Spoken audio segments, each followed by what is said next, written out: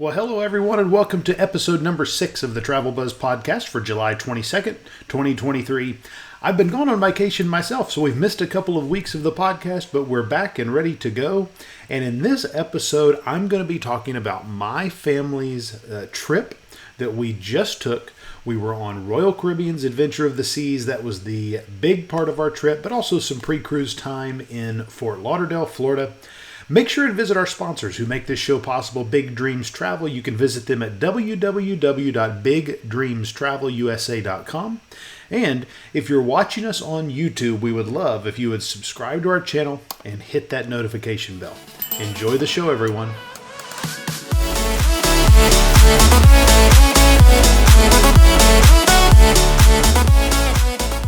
Well, welcome to episode number 6 here of the Travel Buzz podcast. I'm your host, John Arthur, and today we are talking about my family's recent trip. I don't have a guest, and so I hope I don't disappoint you too much by not having a guest here with us, but we will be back next week with a guest, as we typically have, talking about their travels. But I did just get back off of a trip with my family, and we're going to give you some thoughts. I'm going to give you some thoughts on that trip that I took, both our cruise on Royal Caribbean and our pre-cruise time in Fort Lauderdale, Florida.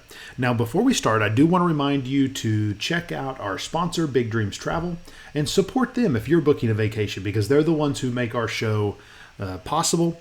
Big Dreams Travel, at Big Dreams Travel, their goal is to help your family have the vacation of your dreams while they do all of the work.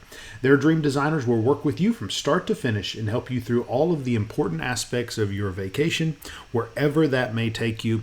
Contact them today to get a no obligation quote for any vacation destination you may have interest in.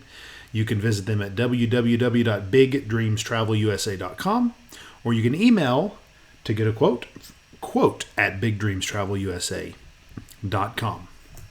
Well, let's get started talking about my family's trip on Royal Caribbean's Adventure of the Seas. This was actually our second time on Adventure of the Seas in the last 6 months or so. We took a Christmas cruise on Adventure of the Seas out of Galveston, Texas. And so some of my thoughts are going to be from that as well, just when I talk about the ship itself. But we took that cruise. We were originally booked on Voyager of the Seas out of Fort Lauderdale here for this most recent cruise. But somewhere along the line, Royal Caribbean shifted some ships around, and Adventure ended up getting relocated to Fort Lauderdale. So after we were already booked on both cruises, we found out we would be on Adventure twice. And so we've got a really good feel for that ship. But first, before we get started, just a little bit, some thoughts on our pre-cruise time. We spent 3 nights in Fort Lauderdale, Florida, before our cruise. Our cruise departed at Port Everglades there in Fort Lauderdale, so we went in a little early and spent some time there in Fort Lauderdale. Air travel was actually very uneventful. We were a little bit delayed getting to our connection and didn't have quite as much time in layover as we needed, but we made everything just fine and made it to Fort Lauderdale. We did have a late arrival. It was after 9 p.m. when we arrived, but getting a rental car was super smooth. If you're ever flying into Fort Lauderdale, just make sure you check.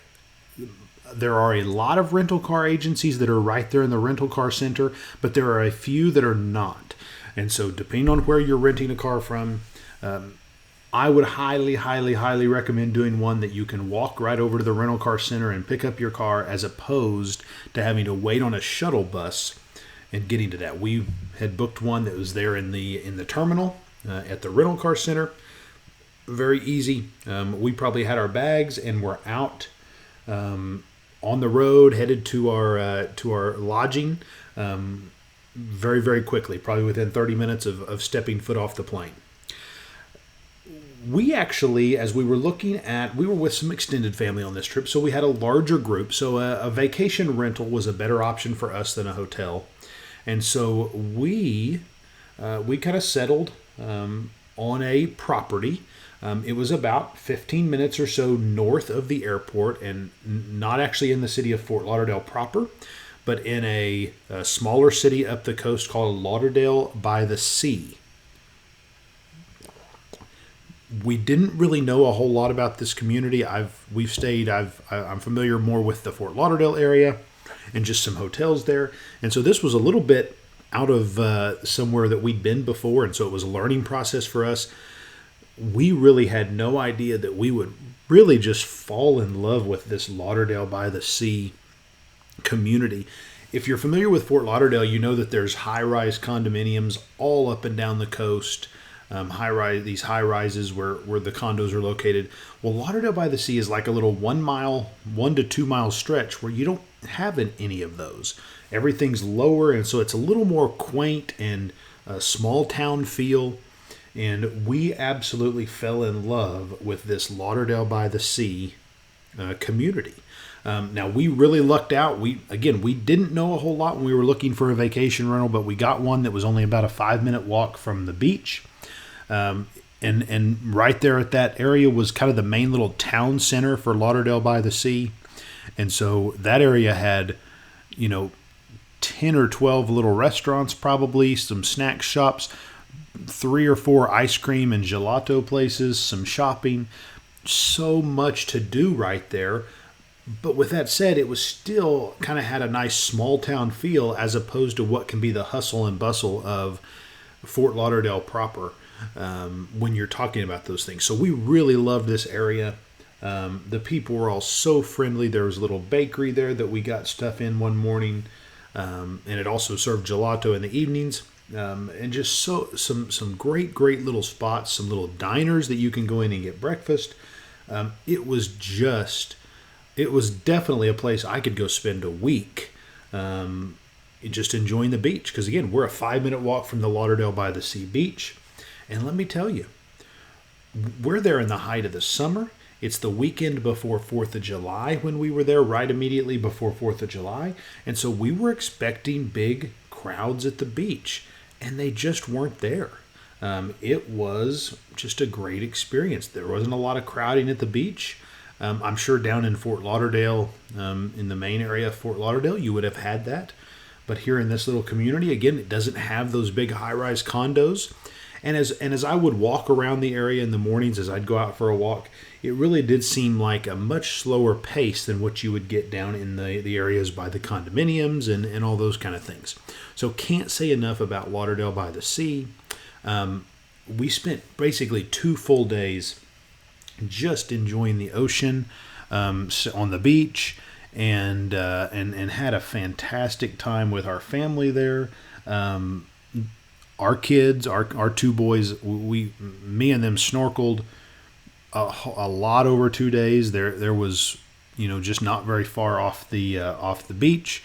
You would have fish and those kind of things that you could look at. Nothing super interesting there, other than just smaller fish. Every now and then we'd find a little bit larger fish, but nothing super interesting. But they loved it. It was great for them to kind of get back in the snorkeling mode and all those kind of things. The water was very clear. And the beach there in this Lauderdale by the Sea community was so clean and so well kept. You had every morning, as I walked around, I would see they had trucks and tractors down there making sure the sand was in good condition. Never saw trash and all those kind of things. They had little... I know it's a small thing, but they have little water faucets as you leave the beach to rinse your feet off at all the little walkways. And so just a fantastic experience for us there. One part of our beach stay that I did want to mention, and I will, if you're on YouTube, I'll link them down in the comments or I'll put them in the show notes on the podcast.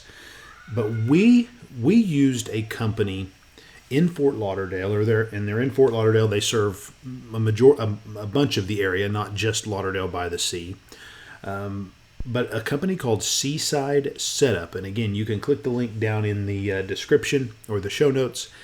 But they were amazing. We had 10 people total, and so when you're traveling by air like we are, you can't take all of the equipment and stuff that you want for a beach day.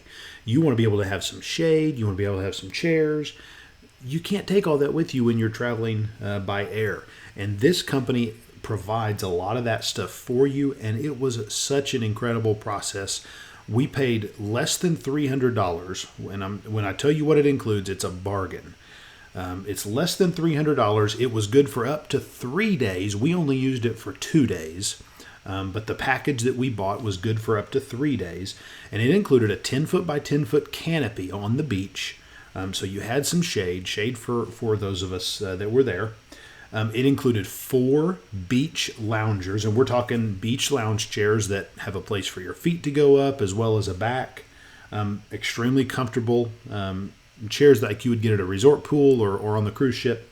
That type of chair worked fantastic on the beach. We actually paid an extra $10 for 2 more of those just because of the number of adults we had. But it comes with 4. It comes with a large ice chest that you can have them put. They put ice in, and so you can just drop your drinks in that you've ordered you've ordered from their store or whatever. However you're doing that, but it comes with that ice chest. And then we did add on, I think it was maybe $15 or something like that. We added on a wagon with big wheels that let it roll on the sand. And that was so convenient to haul just what stuff we did have with us, our beach bags and snorkel stuff and towels and all that kind of stuff that we were bringing from our rental. We could use that to get it back and forth. They let us keep that overnight. The package also included beach towels. So there would be beach towels when we got there every morning. And let me tell you the best part about it, we didn't have to set anything up. They come out in the morning and they set it up for you. They were very responsive with the text message. They set it up where we wanted it.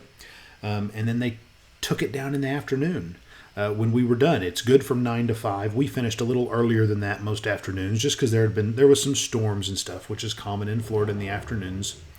But they set it up for us every morning, or both mornings that we used it, and took it down both nights, and we didn't have to haul any of that equipment in and out. I'm just telling you, it's a bargain.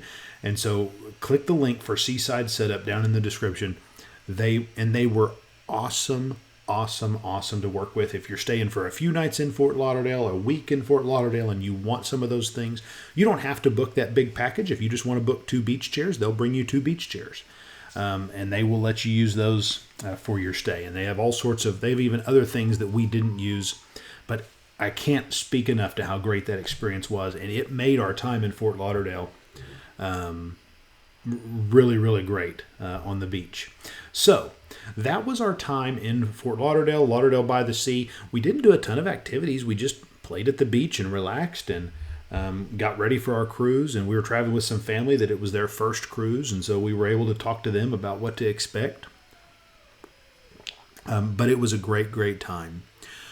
We got up on Saturday morning, and we're going to transfer over to our cruise ship at Port Everglades. And so just a little bit about this. So we rented a car, as we said. We had a couple of rental cars between the whole family, but one of them was ours. And what we decided to do that I would highly recommend is obviously we had to turn that car back in at the airport, and then we were going to just Uber or Lyft over to the port.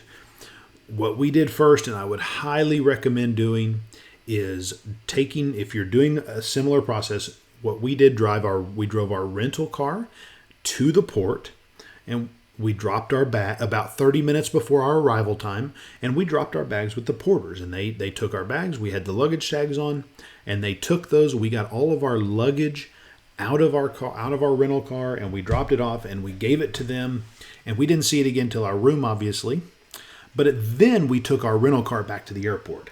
And that was such a savings because we didn't have to go through the airport with our luggage before we headed to the cruise ship. We didn't have to pack our luggage into the rental car, then drop the rental car off, and then pack our luggage again into the Uber or Lyft. So certainly I would highly recommend that if you're turning in your car back at Fort Lauderdale Airport. And just for everyone, if you're not familiar, the airport at Fort Lauderdale, it's really no more than a 5-minute drive. If you didn't have to stop at the gates to get into the port, it'd be a 5-minute drive for sure. But 5 to 10 minute drive from the airport. I think the Uber or Lyft cost us about $20 once we tipped, and we had to get 2 of them for our whole group. But all we had at that point was our carry-on, our backpacks, and what we were carrying on. So that was a good decision by us. So I would highly recommend that. If you're going to Port Everglades, a reminder, if you haven't been there, Port Everglades is much more of an industrial port than, say, if you've been to Port Canaveral in Florida or Port of Miami. It's more industrial, and so you do have to stop at a gate to get in. They're going to want to see your ID. They did not check our cruise boarding passes or anything like that. They just wanted to see our driver's license or our ID, or a passport would work for everyone in the vehicle. And so there is a little line sometimes to get through those entrances, but you do have to go through that to get into the port area. But then we were at Terminal 18. That's where Royal Caribbean docks when there's only one ship in. If there's 2 Royal Caribbean ships in, which is not very common at Port Everglades, but if it is, there may be another port that they're using as well. But we used Terminal 18 to board Adventure of the Seas. And I will say we had just we just sailed on Adventure back in December from Royal Caribbean's brand new terminal in Galveston, Texas. And this was a night and day procedure in terms of outside the terminal. The new terminal in Galveston, they built it so well, and it was so easy to get our stuff in, check our bags, get into the terminal. The signage was really, really good. So easy. Port Everglades Terminal 18, the complete opposite. It was a madhouse. There was no directions. There really wasn't even a great sign to get for our Uber driver to know where to go. I had to tell him where to go just because we had been there 30 minutes before dropping our bags off. So it was really hectic and not a lot of signage. There was a lot of police officers and they were trying to move people around, but there wasn't a lot of direction on where you were supposed to be going. And so that was a little difficult. We managed to get inside. We ended up getting there right at our arrival time, and so I think we had 11 a.m. Fairly smooth getting through security. I will say, as we were going into the terminal, it started raining, and so once we got upstairs, after we got checked in, very quick check-in process, checking our passports and all that. They at some point had to remove the gangway, though, because the storm got so intense for just a few minutes. So we did have to sit in the terminal building for about 20 minutes while they eventually got the gangway put back up and started letting people board again. But they kept us in the exact order that we walked into the terminal in. They sat us in a row of chairs. You did not get to move. And when it was your row's turn, you got to board the ship. And so it was... so they did handle it kind of well. I will say the people working at the port were not the nicest port employees that I've ever encountered. They could have made that a little better by being a little nicer, but hey, it is what it is. They've got a hard job and a busy day as they're getting people on the ship. So, Adventure of the Seas. This is a ship, to be quite honest, with what Royal Caribbean is doing now with ships, Oasis class ships, Quantum class ships, of course Icon is coming. Going into our cruise in December, I worried, you've got all these great big ships out here, and now we're going back to this Adventure as part of the Voyager ship class, which is now one of the smaller Royal Caribbean ships. It's not a small ship by any means. Definitely wouldn't call it a small ship. We had over 4,000 people on board. But compared to an Oasis class, it is a small ship. And so we were worried, are we going to have a great time compared to an Oasis class ship with it being a smaller ship? And let me tell you, I personally really enjoy these Voyager class ships. I think they're a great size. You've got the Royal Promenade, so they're the first in the line of ships that have the Royal Promenade. You've got the revamped kind of pool area, although Adventure is not quite as updated as a few others in this class. But it does have some updates. It's got the splash pad and the water slides and the flow rider, so it has gotten some of the updates.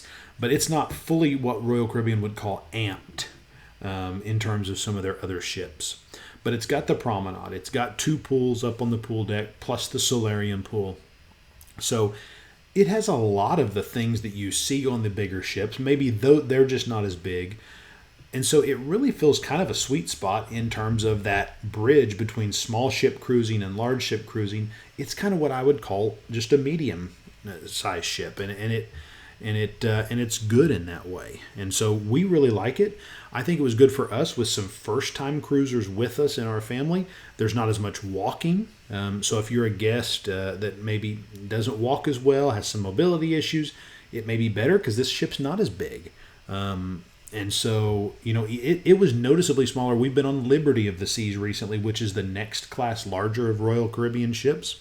And this one, noticeably, there wasn't as much walking to get from place to place. And so that can be nice if you have mobility issues compared to an Oasis class ship. So those are all things to consider here. But let's kind of walk through. I've talked about embarkation. We were on quickly. We had an 11 a.m. check-in. I think it was about noon before we were on board, just because of the gangway getting removed and all those kind of things. But once we were on board, we did walk by the pool area. Our family, everybody was hungry, and so we wanted to go get something to eat. And the Windjammer was crowded, of course, but the pool was not super crowded at that point. So if we were by ourselves, that's typically what we do: is we get on the ship and we go to the pool. And we just kind of relax a little bit. As more people get on, we may go down to the dining room for lunch if they open it, or have pizza. We kind of like to avoid the Windjammer on that embarkation day because, again, nobody's rooms are open. The ship feels more crowded than it actually is going to be the rest of the week. And so, but we had kids that were hungry, and so we went on in the Windjammer, and we did find a table. And we got a little bit of food. Once everybody was kind of settled, I ran down and made sure we had 10 of us again, and made sure our dining was set up for us all to dine together. We all had 5:30 dining showing in our app, which was correct, but my family, I was the only person that could see a table number. The other 2 parties in our family, they couldn't see their table number in the app. And we didn't have room keys yet, obviously. And so I just ran down to the maitre d' and made sure we were at the same table. He checked, and we were. So got that taken care of. But again, if you ever have dining problems or want a different time or want to see if you can have a table just for your group, go check on, as soon as you get on board, one of the dining rooms will have the maitre d' out front. And they will do everything they can to get you switched. I don't know that I've ever been told no if I've needed something fixed there. But we got it all taken care of. Our rooms were ready fairly quickly thereafter, and so we went down and got in our rooms. And I'll talk a little bit about our room real quick. We're a family of 4, 2 boys and my wife and I. And every cruise we go on, we kind of have the decision: do we want to do an upgraded stateroom type, like a balcony or something like that, and put all 4 of us in the same room? Or do we want to do 2 interior rooms that are connecting? Because a lot of times those 2 options for us end up about the same price. And so on this trip, we were like, we're on for a week. Let's go ahead and do the connecting interiors. Let's see how we like that. Our last cruise in December, we did 4 in a room, which was okay for us. But on this case, we got 2 connecting interiors, and it was a great experience also. I miss having the view of any type, if we're in that kind of a room. It just not always in the budget for us to have 2 balcony rooms that connect. And our kids are still young enough. We don't really want to put them in a balcony room by themselves, even if there is a connecting door. And again, just for them to sleep. But we got 2 connecting interiors, and it was so nice to have those 2 rooms. If you've got kids, I certainly would recommend it. Obviously, it's got to fit budget wise for someone. But these rooms, these were interior rooms for 2, so they just had a chair instead of a couch.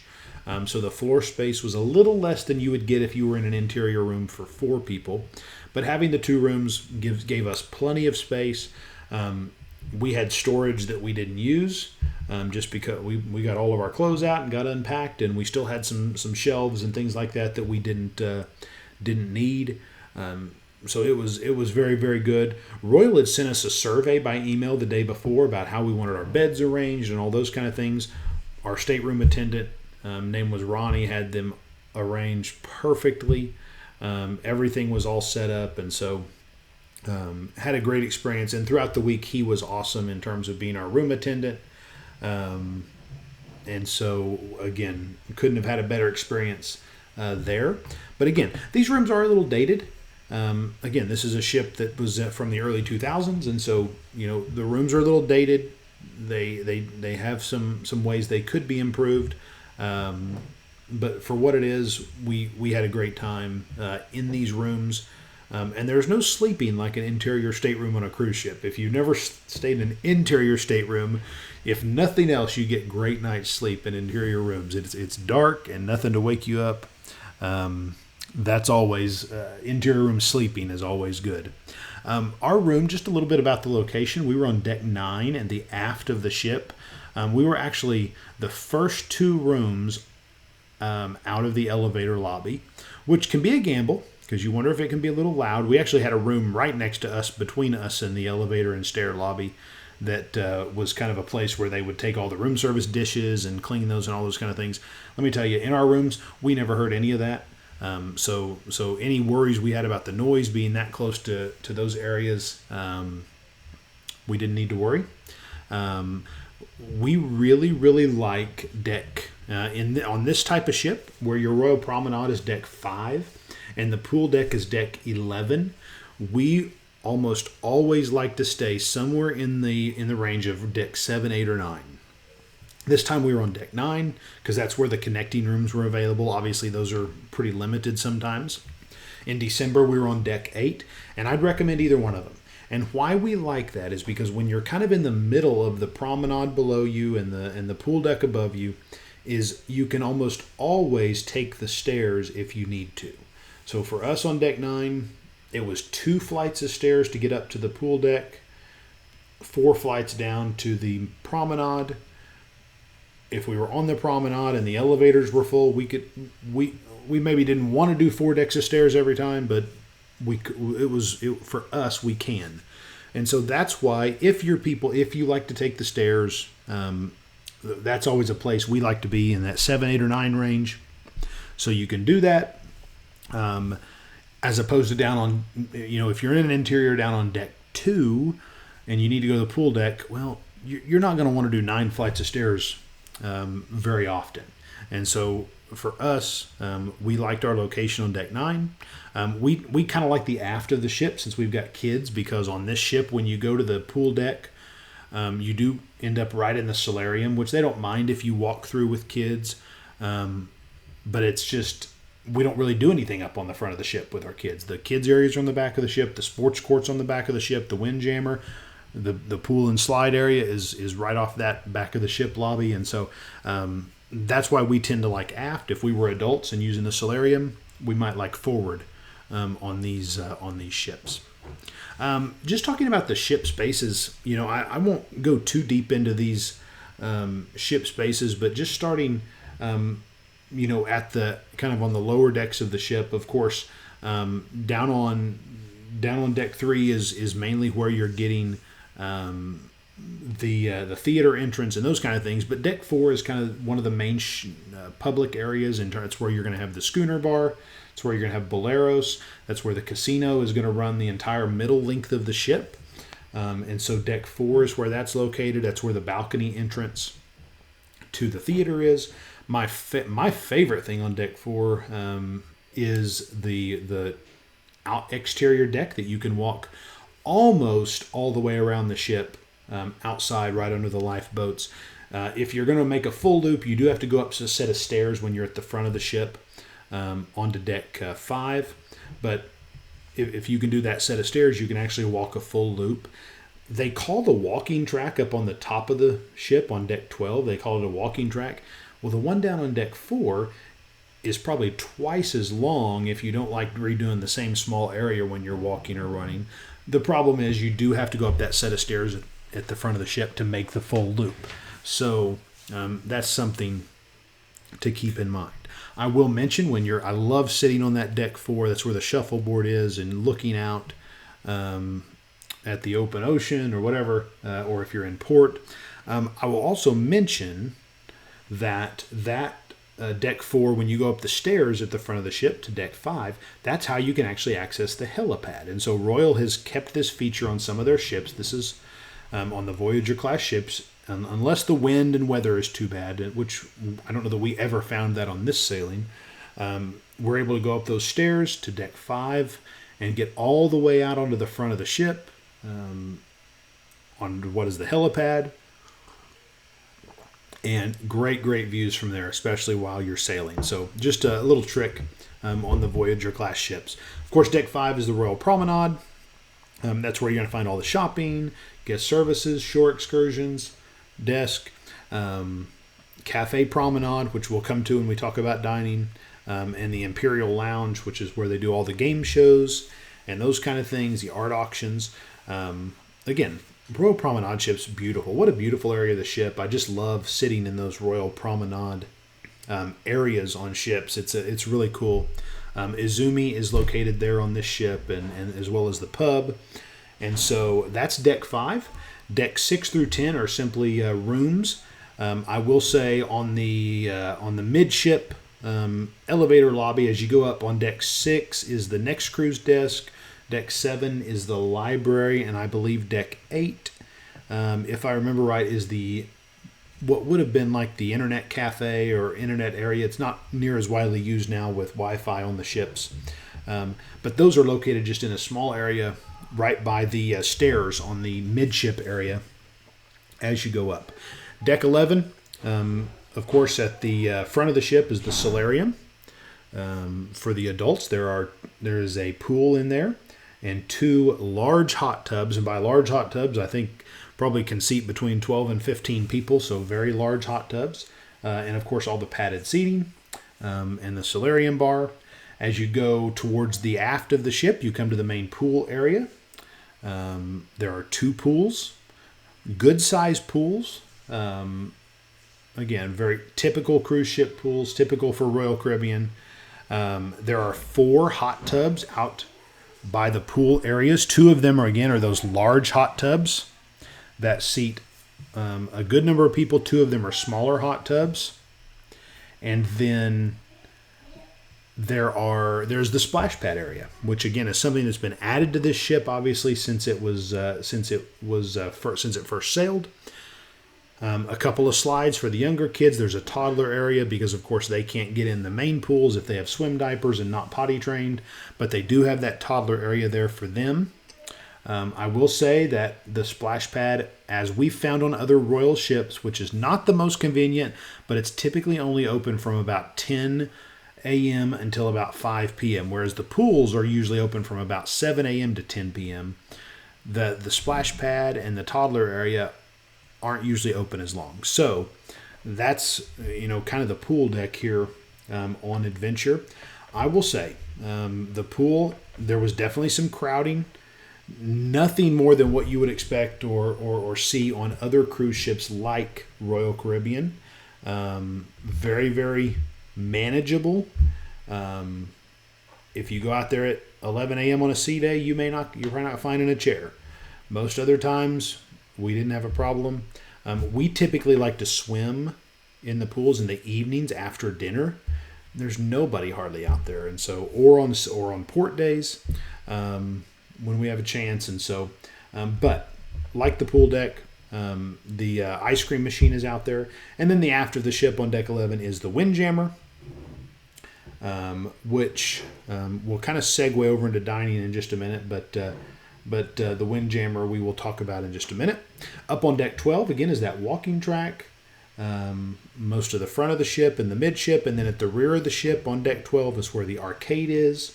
It's where the Adventure Ocean kids areas are. While we're here, our kids loved the Adventure Ocean kids area on this sailing. They have not loved it on some previous sailings, and so that was cool for us to finally have our kids go to the kids clubs. I will mention one tip that we have picked up over the years of cruising is we don't send our kids to the kids club on the first day of the cruise. So on embarkation day, we found that the staff in the kids club on embarkation day, as probably they have to be, they're a little more strict with the rules and the structure, and our kids just don't enjoy that a whole lot.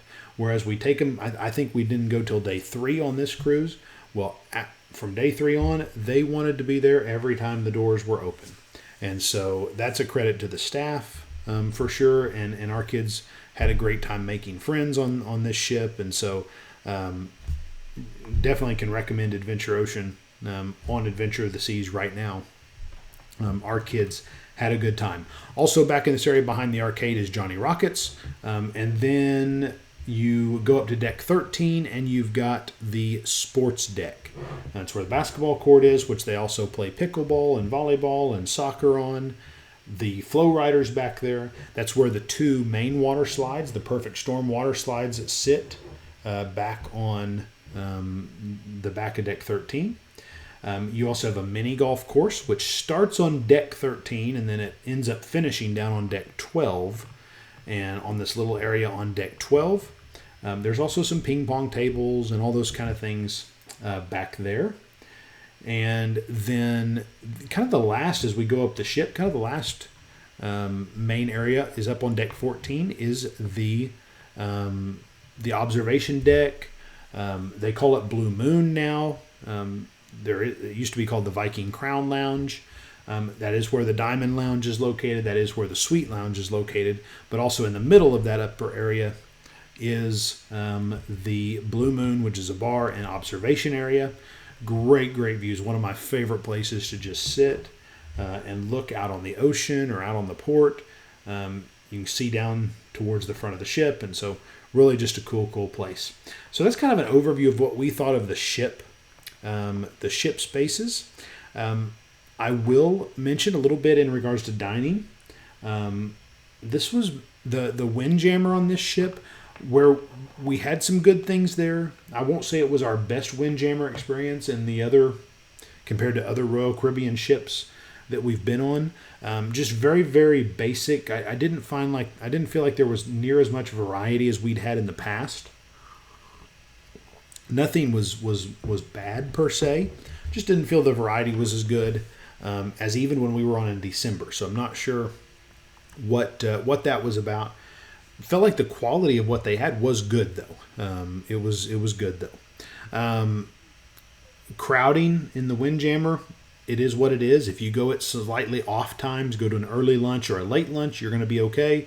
If you try to go in between 12 and 12:30 and 2 o'clock, it's going to be pretty crowded, especially if it's a sea day. So think about that. We on sea days ended up eating at the Cafe Promenade a lot, just because it wasn't as crowded.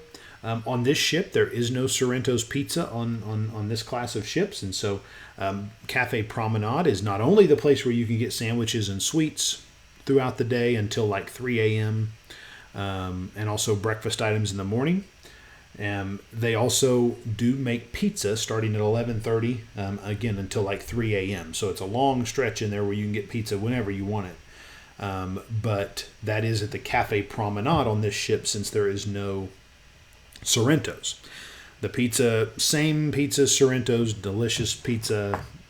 I know my wife loves it. We could eat it. We eat it too much as it is, but we could probably eat it more. But had a good experience there. There is, of course, Coca-Cola Freestyle machines down there next to the Cafe Promenade. If you need those, they've also got them in the Windjammer.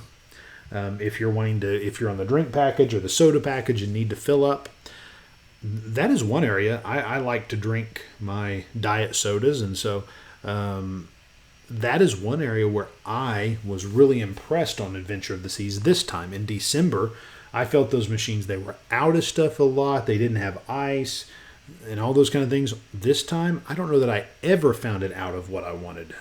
So whatever they've done, they're doing a great job of keeping product in those and keeping ice in those. That was a really good experience compared to what we had in December. So glad to see that. Main dining room was the experience for us. The service was incredible, as it almost always is. Francis was the name of our server, and Ecomong was our assistant server, and they were phenomenal.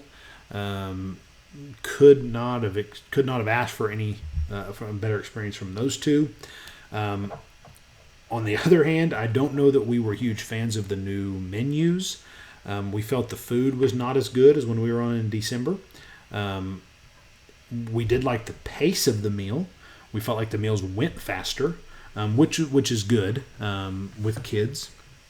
But we felt like the meals were just so. And so, yeah, nothing bad, just not what we had come to expect from Royal on previous cruises. And so I know it's a new menu, it's brand new, they'll leave it for a few years, and so hopefully they continue to mix those things. But again, staff overall, of course, our servers can't say enough, our room steward can't say enough, all the staff we encountered throughout the week were just fantastic. Our boys loved the kids club staff. So great job there from Royal Caribbean. The entertainment on board.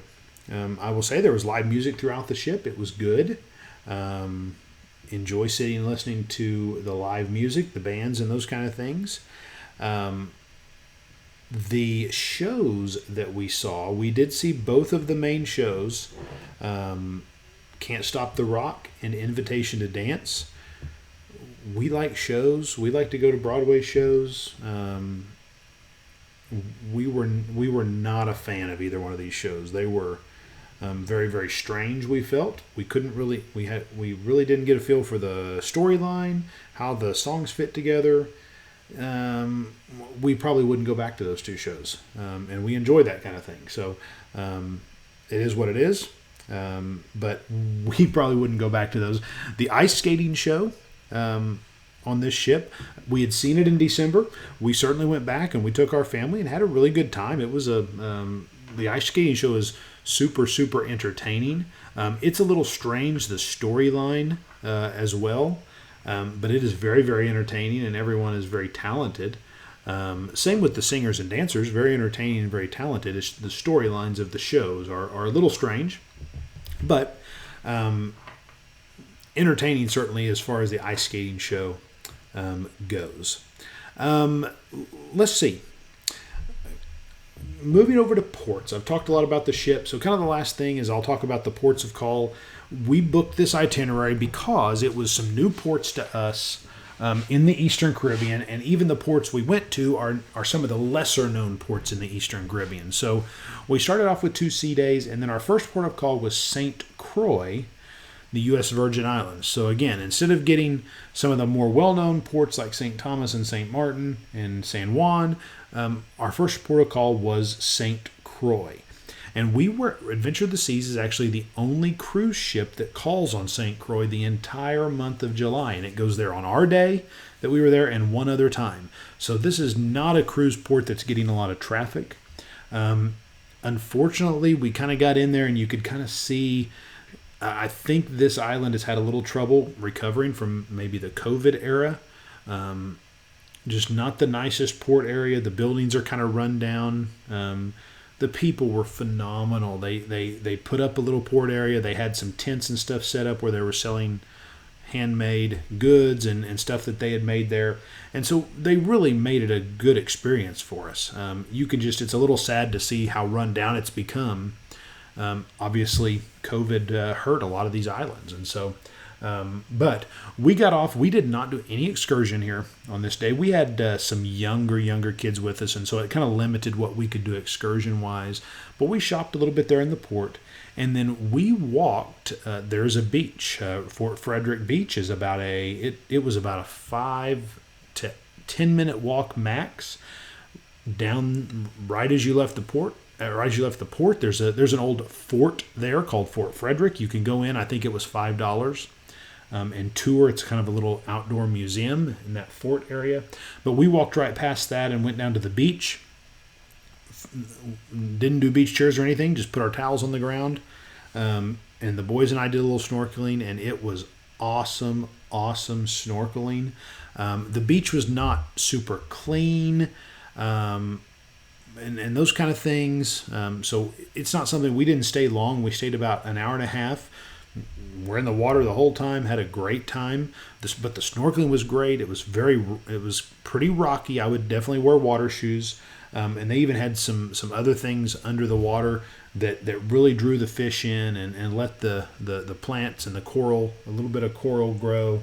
But just having the rocks, of course, had a lot of fish. And we just saw a lot of different types of fish here. Most of them were pretty small, nothing super large, but a lot of different kinds. And so it was a really fun snorkeling day. The boys really, really liked it as they could kind of swim around all these rock structures and see a lot of fish. So definitely enjoyed that there at St. Croix. Got back on the ship and had still 3 or 4 hours with the ship in port with a lot of the people gone, that we went to the pool and hung out, and there just wasn't very many people on. So again, that's always nice. We like to do that at least one port day, is spend some time on the ship with a lot of the crowd gone.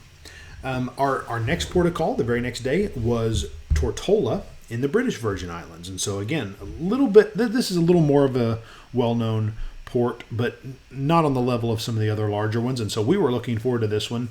Very nice port area. We got off and the shops weren't quite open yet. We docked at 7 a.m. We got off about 8. And so we were just going to walk downtown. There was maybe a museum that we wanted to go in downtown. We didn't end up doing that just because we got hung up doing other things. But as we went out of the port and walked down kind of the main street of town and turned to our left and saw a little kind of straw market area with some little huts.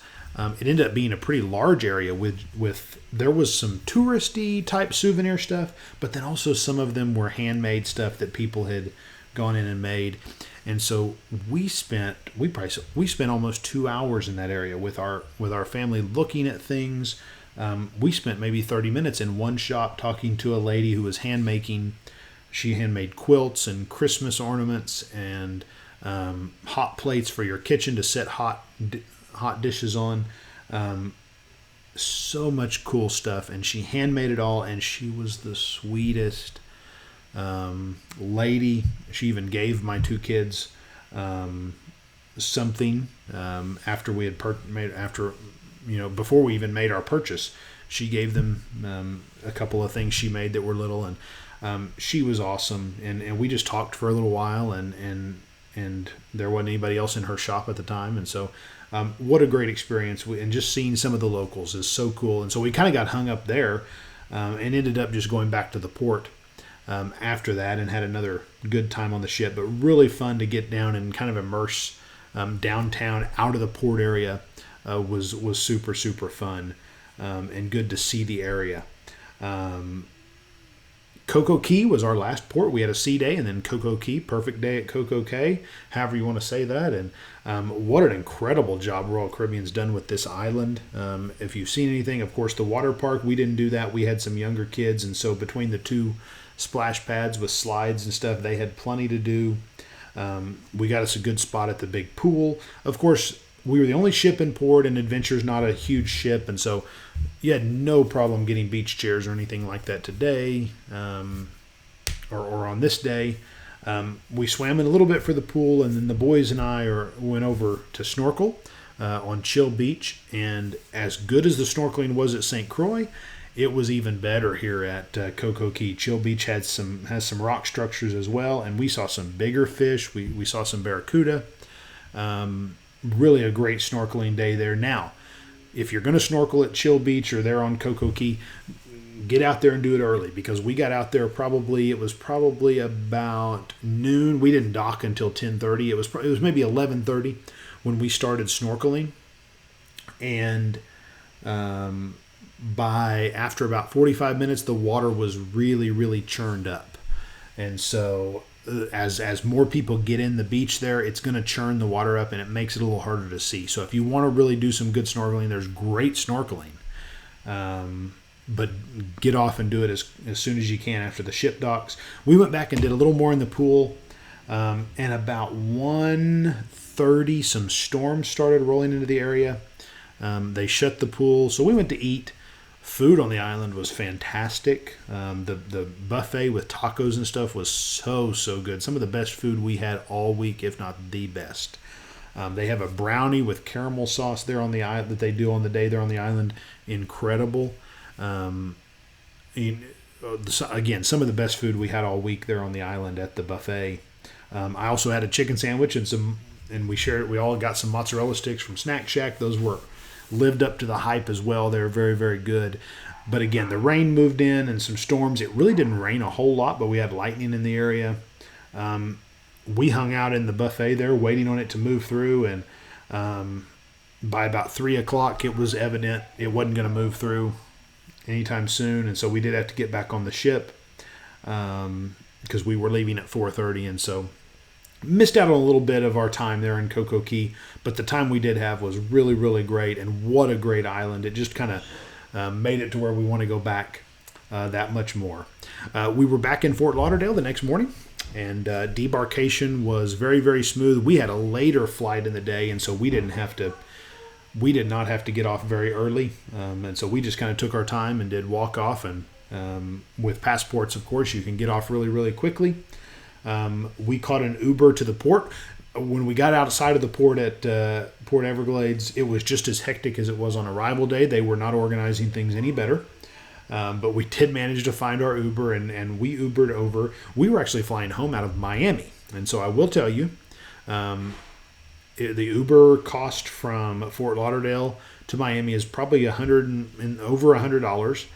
We ended up taking an Uber just over to the Fort Lauderdale Tri-Rail station. It's called the Tri-Rail, and it runs all the way up to Palm Beach, I believe, there on the coast. And it is a double-decker bus. It was a weekend, so the buses only run a train, and it only runs about every hour. But we kind of timed it to where we got there with a short wait, and it cost us $10, $5 for each adult. I'm sorry, $15, $5 for each adult, and $2.50 for each kid. That's the weekend price. It would cost a little more on a weekday, not much more.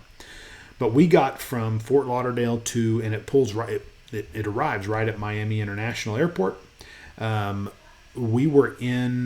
was $15 for that, and our Uber ride over there was about $15 or $20. So certainly a much, much less expensive way to get down to the Miami airport.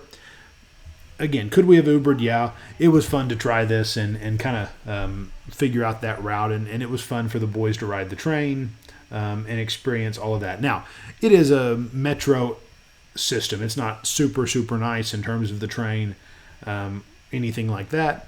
But it was super easy. Now having our luggage with us was a little bit hectic, but once we got on, it was a 45-minute ride on the train, and we were right at the airport, and we had a nice flight booked to Atlanta.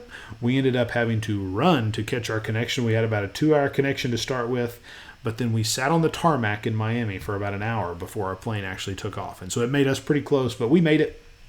And got home and ended a great cruise vacation, great time in Fort Lauderdale, and just hopefully that helps any of you who may be doing that, something like that. If you're on Adventure of the Seas, it's a great ship. Don't knock it just because it's an older ship. It is some great features, and in some ways it's better than the big large ships. Some ways it's probably not.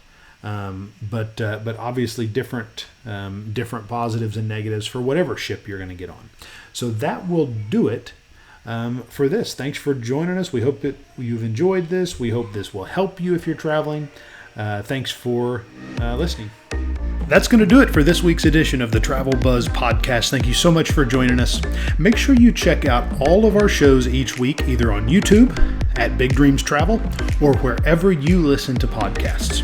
Also, we would love it if you would subscribe to our YouTube channel and make sure you click the notification bell so that you know when we post new episodes or videos.